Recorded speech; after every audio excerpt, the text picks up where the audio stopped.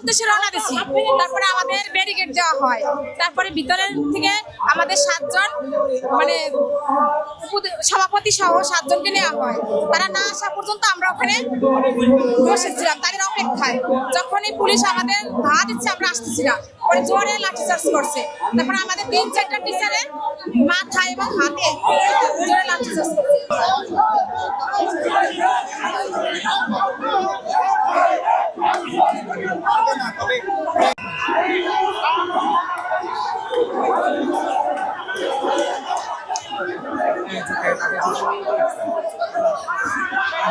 দেখতে পাচ্ছেন আসলে রাস্তা ব্লকেট করে আসলে আন্দোলন করছেন শিক্ষকরা। পুলিশ তাদের বারবার চাইনি এই শিক্ষকরা, তারপর আসলে ধাওয়া দিয়ে আসলে এবং সেখানে পুলিশ এবং শিক্ষকেরা অবস্থান নিয়েছেন।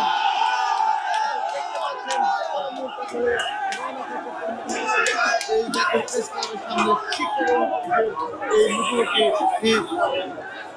অবস্থানের কারণে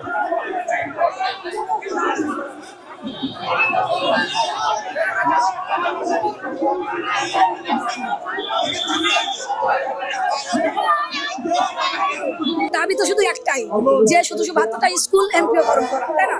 স্বীকৃতিকরণ এবং এমপিওকরণ করা। আজকে কেন আমাদের মুখের কথায় আমরা বাড়ি যাবো?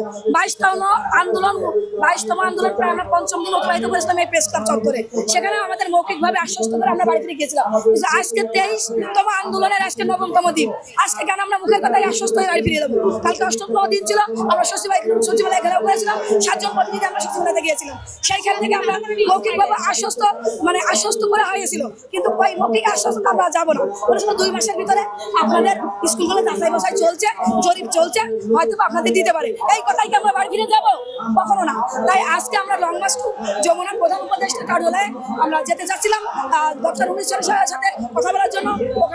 ওখানে পুলিশ বাহিনী সেনা আমাদেরকে ব্যারিকেড দিয়ে আটকে দেয়। পরবর্তীতে আমাদের 7 জন প্রতিনিধি প্রধান উপদেষ্টার কার্যালয়ে দেখা করতে যায়।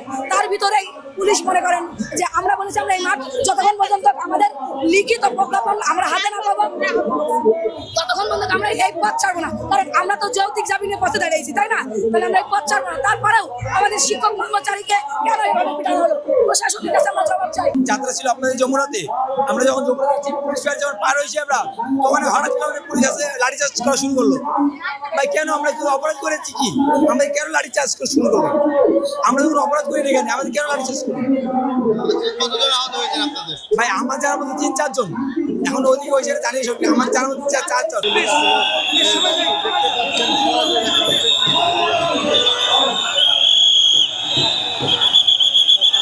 অবস্থানে পুলিশ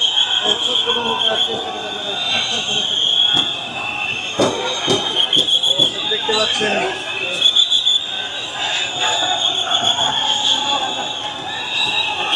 শিক্ষকদের রাস্তা ছেড়ে দেওয়ার জন্য বারবার বলা হলো এবং পুলিশ অবস্থান এবং যে কোনো মূল্যে আসলে